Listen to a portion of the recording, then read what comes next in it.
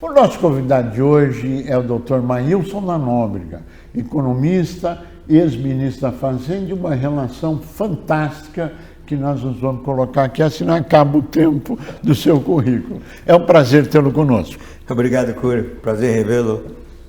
Obrigado. Bom participar. Obrigado. Existem várias dúvidas na economia e eu quero usar a tua experiência para uma análise. Em 2023, os economistas, de uma forma geral, diziam que o Brasil ia crescer 0,5%. Em 2024, início do ano, algo em torno de 0,5% a 1%. E o fato é que a economia, segundo dados, por favor confirma ou negue, cresceu 3,2 a 3,5 em 23 e 3,6 aproximadamente em 2021. Qual a sua análise? O que mudou? Olha, eu acho que os economistas, de modo geral, não perceberam o efeito do gasto fiscal do governo, certo? A PEC da transição representou um impulso fiscal poderosíssimo, né? E quando o governo gasta mais, o emprego sobe, né? O salário real sobe também, tudo isso impulsiona a economia. Em algum momento, se não tiver aumento de oferta, vai dar errado. Mas enquanto não dá errado, a economia funciona muito mais rapidamente do que se pensava. Segundo lugar, a nova lei do salário mínimo. O governo Lula voltou a reajustar o salário mínimo pela inflação passada e, portanto, dando um ganho, além disso, adicional para os trabalhadores desse segmento, né? O custo disso para o país, estimado pelo Ministério do Planejamento em 10 anos, em cerca de 1,3 bilhões de reais. Né? E, digamos, só para facilitar, 130 bi por ano, né? Não é bem assim, mas digamos que seja 100 bi por ano. A PEC da transição gerou quase 200 bilhões. Então nós tivemos um impulso fiscal muito forte. Né? E isso impulsionou a economia além do imaginado, né? Isso se propaga ao longo do tempo porque tem uma inércia, né? E veio novamente impulsionar a economia em 2024.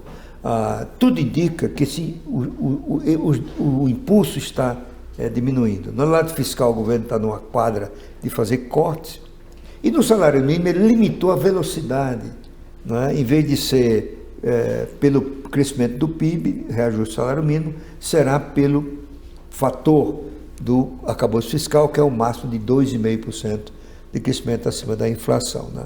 Eu acho que desta vez, 2025, dificilmente terá um fator que não seja percebido pelos analistas, pelos economistas, né? Então, tudo indica que a economia vai desacelerar. Isso já está acontecendo. Por duas razões.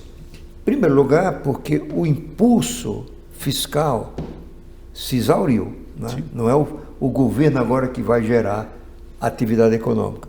Em segundo lugar, por causa da taxa de juros. A taxa de juros que pode chegar a 15, 15,5%, a taxa Selic, taxa no básica, final do ano. Né? Taxa básica. A taxa básica. Isso. Não é a taxa de mercado, porque ela vai para mais do que isso, né?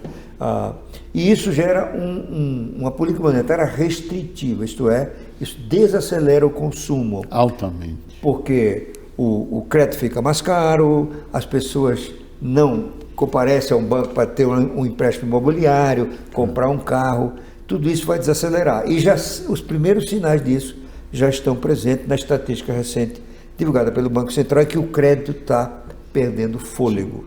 Portanto, tudo indica que desta vez os economistas têm maior chance de acertar. Por exemplo, nós da Tendências temos uma estimativa para 2025, que é o do crescimento de 1,9%. O mercado como um todo está falando em 2,05%, mas dificilmente vai ser os 3,8% que o presidente Lula anunciou outro dia, né? Agora, o dólar caiu. Talvez ele suba. Qual a sua análise? O que aconteceu com o câmbio? Colocando ingrediente novo nessa perspectiva, que são as tarifas que estão sendo impostas pelo presidente dos Estados Unidos como é que isso vai arranjar ou desarranjar a economia mundial na sua avaliação? Olha, Cury, em primeiro lugar, né, teve um fator doméstico, sim, porque gerou-se a percepção que se generalizou rapidamente de que o problema fiscal era muito grave, a crise estava chegando, certo? Isso foi um fator. Lá, no Estados Unidos. Aqui, uma crise fiscal séria. Sim. Só fazendo uma antecipação, o Brasil está caminhando para ter uma grande crise fiscal, mas isso é outra história, né? Essa percepção se generalizou. Se o país vai ter uma crise fiscal, significa que o seu endividamento está crescendo a um ritmo incompatível com a solvência, ou seja, em algum momento o governo não vai poder pagar. Sim. E os mercados antecipam essa situação, né? Esse foi um fator. Qual é a reação dos mercados? Fugir, né? Mandar o dólar lá para fora. Isso pressiona o mercado, o dólar sobe.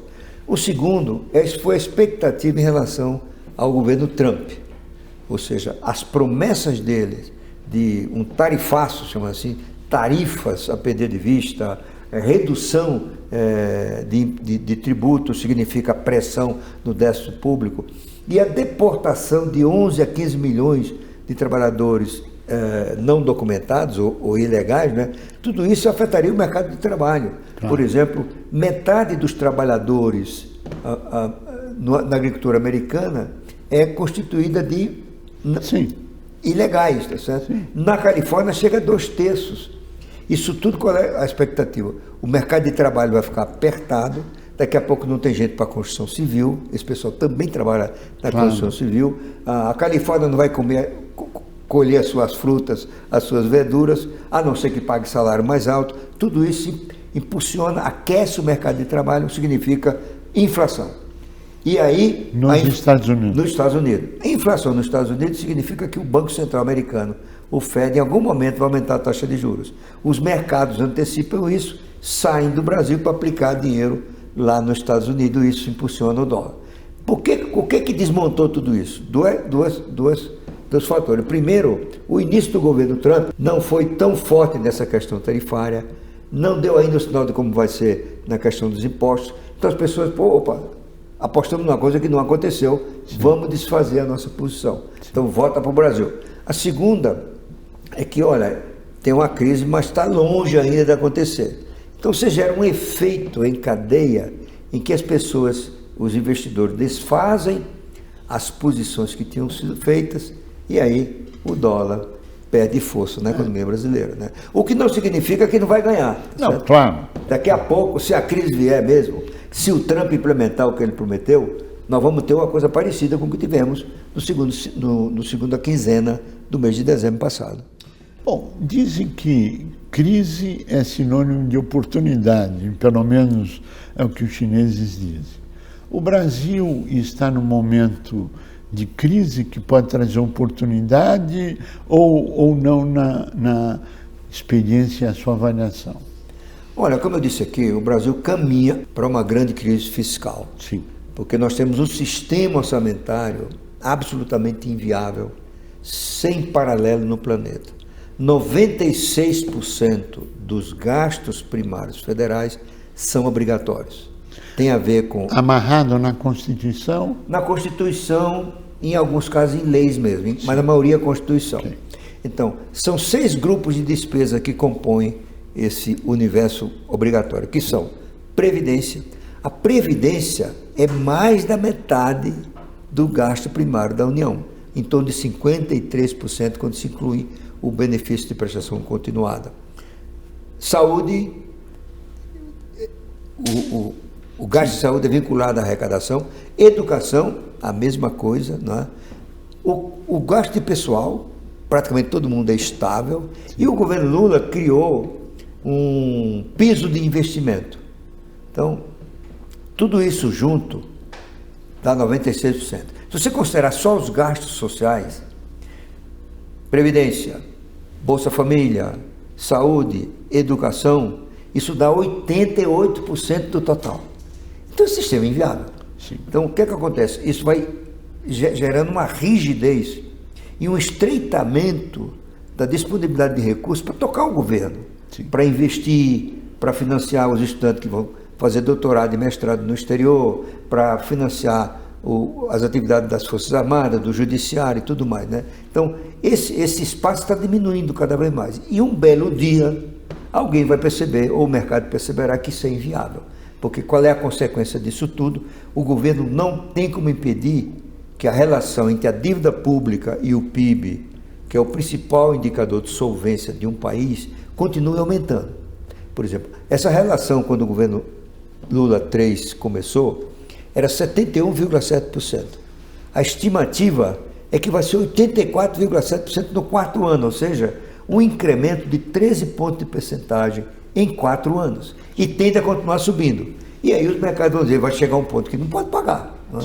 Então, quando essa crise vai chegar para valer, ninguém sabe prever. Sim. Porque depende de expectativas, depende de avaliação. Né? Eu gosto de citar muito o que se chama Lei Dornbusch, que é homenagem ao Rudolf Dornbusch, um saudoso, já morreu, economista alemão. Um dia perguntaram para ele, professor, quando é que essa crise vai chegar? Ele falou, olha, a crise vai demorar mais a chegar do que você imagina, mas depois é muito mais rápido do que você pensa. Então tem um dia que é um colapso. Claro. Quando vai acontecer o colapso, ninguém sabe, mas minha percepção é que o colapso acontecerá ou ainda no final deste governo, ou não escapa do próximo governo. E aí que vem a oportunidade. Porque a história mostra que os grandes ciclos de reforma institucional que impulsionam o crescimento do país, melhoram o ambiente de negócio, geram atração de investimento, elas ocorrem depois de uma grande crise. 64 foi isso, a crise do João Goulart. Sim. E o golpe militar que gerou o governo Castelo Branco. Foi um período riquíssimo de transformações no Brasil. O Brasil fez um conjunto de reformas naquela época, sem paralelo na nossa história e nunca mais igualado. Sim. Nessa época nós criamos o Banco Central, reestruturamos o sistema financeiro, criamos o mercado de capitais, a reforma tributária, a reforma administrativa, a reforma do crédito rural, enfim, tudo isso impulsionou a eficiência, a produtividade. O Brasil começou a crescer muito rapidamente. Entre 68 e 73, né, o auge desse processo, o Brasil cresceu a uma taxa média anual de 11,1% ao ano, que é mais do que a China de hoje. Né? Depois isso perdeu o impulso. O segundo momento é o Plano Real. Né? Você aumentou a crise ao longo do tempo com a inflação, o Plano Real resolveu, criou-se um ambiente favorável a uma série de reformas, a lei de responsabilidade fiscal, as privatizações e assim por diante. E teve um terceiro momento que é o do governo Temer. Depois do desastre da administração Dilma, o Brasil tinha perdido o grau de investimento, a confiança do Brasil tinha despencado, e aí chegou o impeachment, e o Temer assumiu com um monte de ideias do que fazer. E ele tinha habilidade e experiência para mobilizar a classe política em torno dessa reforma. Então ele fez a reforma trabalhista, que teve importância decisiva para melhorar o mercado de trabalho no Brasil, a lei das estatais, um conjunto de reformas que voltaram a impulsionar. Tudo indica que estamos chegando nesse momento. Né? Quando ele vai acontecer, novamente, ninguém sabe. Mas nós temos as ideias que estão sendo discutidas. Se você reunir 10 a 15 economistas, 10 a 15 administradores, 10 a 15 empresários, eles vão ter uma ideia para o Brasil. Isso é que importa. A oportunidade não é apenas para fazer, é preciso que tenha o que fazer. E nós temos. Nós queremos agradecer muito a sua participação, a transmissão do conhecimento acumulado e desejar que tudo acabe se resolvendo num clima de paz. Se Deus quiser. É o que todos nós queremos. A você que esteve conosco, nosso mais profundo agradecimento, com a certeza que estaremos juntos na semana que vem. Até lá.